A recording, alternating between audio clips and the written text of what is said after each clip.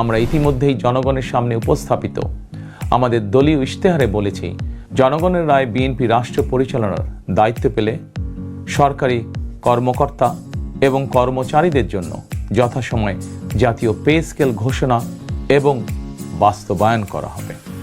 আসসালামু আলাইকুম। সরকারি চাকরিজীবীদের জন্য নবম পে স্কেল বা জাতীয় বেতন কমিশন তাদের চূড়ান্ত রিপোর্ট জমা দিয়েছে, আর সেখানেই উঠে এসেছে এই অভাবনীয় সব সংখ্যা। কিন্তু প্রশ্ন হলো, এই বিশাল বেতনের টাকা আসলে কারা পাবেন? কবে থেকে এই নতুন স্কেল কার্যকর হবে? আজকের ভিডিওতে আমরা জানাবো বিএনপির ভারপ্রাপ্ত চেয়ারম্যান তারেক রহমান এই পে স্কেল নিয়ে ঠিক কী ঘোষণা দিয়েছেন, তিনি ক্ষমতায় গেলে কবে নাগাদ এটি বাস্তবায়ন করবেন, এবং ভিডিওর একদম শেষ অংশে আমি আপনাদের দেব এমন একটি গোপন ও গুরুত্বপূর্ণ তথ্য যা পে স্কেলের এই পুরো সমীকরণকে সম্পূর্ণ ভিন্নভাবে ভাবতে শেখাবে, যা আপনি এর আগে কোনো নিউজে শোনেননি বা কল্পনাও করেননি। তাই ভিডিওটি এক সেকেন্ডও না টেনে শেষ পর্যন্ত দেখার অনুরোধ রইল। চলুন মূল আলোচনায় প্রবেশ করি। শুরুতেই বলে রাখি, আজকের এই ভিডিওর সকল তথ্য আমরা সংগ্রহ করেছি দেশের স্বনামধন্য গণমাধ্যম নিউজ সময়ের একটি বিশেষ প্রতিবেদন থেকে, যা 10 ফেব্রুয়ারি 2026 তারিখে প্রকাশিত হয়েছে। তথ্যের বিশ্বাসযোগ্যতা নিশ্চিত করতেই আমরা এই সোর্সটি আপনাদের জানিয়ে রাখছি। আপনারা জানেন, সরকারি কর্মকর্তা ও কর্মচারীরা দীর্ঘদিন ধরে নবম জাতীয় বেতন কমিশনের প্রতিবেদনের আলোকে দ্রুত নতুন পে স্কেলের গেজেট প্রকাশ ও বাস্তবায়নের দাবি জানিয়ে আসছেন। দ্রব্যমূল্যের ঊর্ধ্বগতির এই বাজারে পুরনো স্কেলে সংসার চালানো অনেকের জন্যই অসম্ভব হয়ে পড়েছে। এই পরিস্থিতিতে সবার চোখ ছিল প্রধান উপদেষ্টা এবং রাজনৈতিক দলগুলোর দিকে। গত 21 জানুয়ারি 2026 তারিখে রাষ্ট্রীয় অতিথি ভবন যমুনায় প্রধান উপদেষ্টা প্রফেসর মোহাম্মদ ইউনুসের কাছে জাতীয় বেতন কমিশন বা পে কমিশন তাদের দীর্ঘ প্রতীক্ষিত প্রতিবেদনটি হস্তান্তর করেছে। এই প্রতিবেদনটি সরকারি চাকরিজীবীদের ভাগ্য পরিবর্তনের দলিল হিসেবে দেখা হচ্ছে। কিন্তু প্রতিবেদন জমা দিলেই তো আর বেতন বাড়ে না, এর জন্য প্রয়োজন বাস্তবায়ন। আর ঠিক এই জায়গাতেই উঠে এসেছে বড় ধরনের রাজনৈতিক এবং প্রশাসনিক সমীকরণ। এখন চলুন একটু গভীরে যাই এবং টাকার অঙ্কগুলো নিয়ে কথা বলি। পে কমিশন আসলে কি সুপারিশ করেছে? প্রতিবেদনের তথ্য অনুযায়ী তারা সুপারিশ করেছে বেতন কাঠামোটি চলতি বছরের অর্থাৎ 2026 সালের 1 জানুয়ারি থেকে আংশিক বা কিছুটা বাস্তবায়ন করার জন্য, আর পুরোপুরি বা পূর্ণাঙ্গ বাস্তবায়ন শুরু হবে 2026-27 অর্থ বছরের প্রথম দিন থেকে। সবচেয়ে চমকপ্রদ তথ্য হল বেতনের অঙ্ক। কমিশন সুপারিশ করেছে সর্বনিম্ন বেতন স্কেল ৮,২৫০ টাকা থেকে বাড়িয়ে সোজা ২০,০০০ টাকা করার, অর্থাৎ যারা ১১তম থেকে ২০তম গ্রেডে চাকরি করছেন তাদের জন্য এটি একটি বিশাল স্বস্তির খবর হতে পারে। অন্যদিকে সর্বোচ্চ বেতন স্কেল ৭৮,০০০ টাকা থেকে বাড়িয়ে ১,৬০,০০০ টাকা করার প্রস্তাব করা হয়েছে, অর্থাৎ ওপরের দিকের কর্মকর্তাদের বেতনও দ্বিগুণের বেশি বাড়ছে। সরকার এই সুপারিশগুলো যাচাই বাছাই করার জন্য জাতীয় বেতন commission 2025, Bangladesh judicial service pay commission 2025 এবং সশস্ত্র বাহিনী বেতন কমিটি 2025-এর প্রতিবেদনগুলো পরীক্ষা নিরীক্ষা করতে একটি উচ্চ পর্যায়ের কমিটি গঠন করেছে। গত 8 ফেব্রুয়ারি মন্ত্রিপরিষদ বিভাগ থেকে প্রজ্ঞাপন জারি করে এই কমিটি গঠনের কথাও জানানো হয়েছে। অর্থাৎ প্রক্রিয়াটি কিন্তু থেমে নেই, এটি চলমান। তাই পে স্কেল এখন শুধু প্রশাসনিক বিষয় নয়, এটি একটি বড় রাজনৈতিক ইশতিহারও বটে।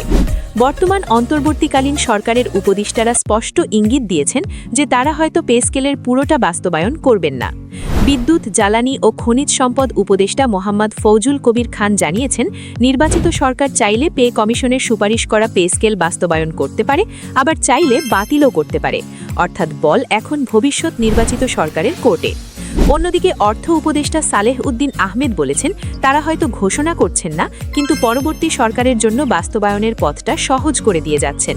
ঠিক এই পরিস্থিতিতেই জাতির উদ্দেশ্যে দেওয়া এক ভাষণে বিএনপির ভারপ্রাপ্ত চেয়ারম্যান তারেক রহমান অত্যন্ত গুরুত্বপূর্ণ একটি ঘোষণা দিয়েছেন। তিনি স্পষ্ট ভাষায় বলেছেন, নির্বাচনে জয়লাভ করে বিএনপি রাষ্ট্র ক্ষমতায় এলে যথাসময়ে পে স্কেল ঘোষণা এবং বাস্তবায়ন করা হবে। তারেক রহমান তার বক্তব্যে বলেন, আমাদের দলীয় ইশতেহারে আমরা বলেছি, জনগণের রায়ে বিএনপি রাষ্ট্র পরিচালনার দায়িত্ব পেলে সরকারি কর্মকর্তা এবং কর্মচারীদের জন্য যথাসময়ে জাতীয় পে স্কেল ঘোষণা এবং বাস্তবায়ন করা হবে। তার এই বক্তব্য সরকারি চাকরিজীবীদের মধ্যে নতুন আশার সঞ্চার করেছে, কারণ অন্তর্বর্তীকালীন সরকার যদি সময়ের অভাবে এটি করতে না পারে, তবে পরবর্তী সরকার এটি অগ্রাধিকার ভিত্তিতে করবে, এমনটি তার বক্তব্যে ফুটে উঠেছে। তবে তারেক রহমান শুধু সরকারি অফিসারদের বেতন বাড়ানোর কথাই বলেননি, তিনি কথা বলেছেন দেশের বিশাল বেকার জনগোষ্ঠী এবং অর্থনীতি নিয়েও। কারণ শুধু সরকারি বেতন বাড়লেই দেশের উন্নতি হয় না, যদি না সাধারণ মানুষের কর্মসংস্থান হয়। বেকার সমস্যা সমাধানে বিএনপির পরিকল্পনার কথা তুলে ধরে তিনি জানান, ব্যাংক, বীমা, পুঁজিবাজার সহ দেশের অর্থনৈতিক খাতের সার্বিক সংস্কার করা হবে। তার লক্ষ্য হল অঞ্চলভিত্তিক অর্থনীতিকে চাঙা করা এবং শিল্প ও বাণিজ্যে দেশি বিদেশি বিনিয়োগ বৃদ্ধির মাধ্যমে দেশে ও বিদেশে 1 কোটি কর্মসংস্থান সৃষ্টি করা। 1 কোটি কর্মসংস্থান, এটি একটি বিশাল লক্ষ্যমাত্রা।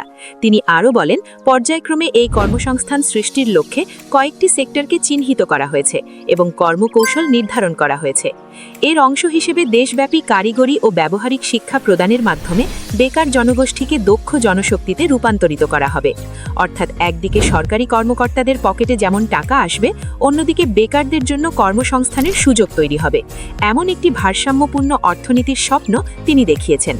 প্রিয় দর্শক, ভিডিওর শুরুতে আমি আপনাদের বলেছিলাম শেষে একটি গোপন ও অত্যন্ত গুরুত্বপূর্ণ তথ্য দেব, যা আপনারা সচরাচর শোনেন না। বিষয়টি হলো পে স্কেল বাস্তবায়নের টাইমিং বা সময়কাল। আপনারা খেয়াল করেছেন কিনা জানি না, পে কমিশন সুপারিশ করেছে 2026-এর 1 জানুয়ারি থেকে আংশিক এবং পরবর্তী অর্থবছর থেকে পূর্ণাঙ্গ। কিন্তু গোপন তথ্য হলো, অর্থনীতিবিদরা এবং নীতি নির্ধারকরা মনে করছেন নির্বাচনের ঠিক আগে কোনো সরকারি এত বিশাল অঙ্কের আর্থিক দায়ভার কাঁধে নিতে চায় না। বর্তমান উপদেষ্টারা যে বলছেন পরবর্তী সরকার বাস্তবায়ন করবে, এর পিছনে মূল কারণ হলো বাজেট ঘাটতি এবং মূল্যস্ফীতি নিয়ন্ত্রণ। যদি হুট করে বেতন দ্বিগুণ করা হয়, তাহলে বাজারে জিনিসের দাম আবারও আকাশচুম্বী হতে পারে। তাই যেই সরকারই আসুক, বিএনপি বা অন্য কেউ, তাদের জন্য বড় চ্যালেঞ্জ হবে বেতন বাড়ানোর সাথে সাথে বাজার নিয়ন্ত্রণ করা। তারেক রহমান যে যথাসময় শব্দটি ব্যবহার করেছেন, এটি খুবই কৌশলী। এর মানে হলো তারা ক্ষমতায় এসে হয়তো ধাপে ধাপে এটি বাস্তবায়ন করবেন, যাতে অর্থনীতিতে বড় কোনো ধাক্কা না লাগে।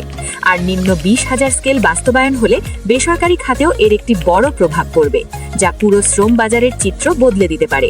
এটি এমন একটি তথ্য যা সাধারণ নিউজে বিশ্লেষণ করা হয় না, কিন্তু আপনার জেনে রাখা জরুরি।